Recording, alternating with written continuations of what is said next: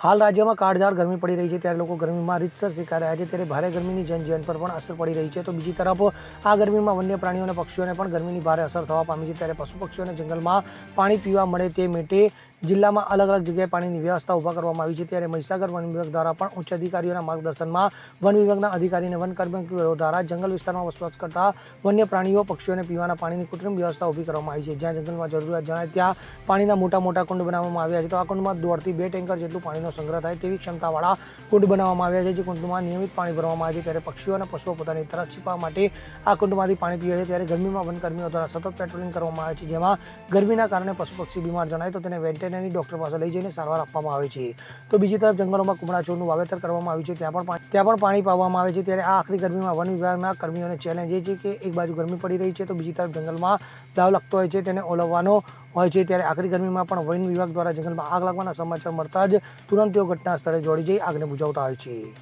Bureau report CN24 news. હવે જુઓ દેશ દુનિયાની તમામ ખબરો તમારી આંગળીના ટેરવે.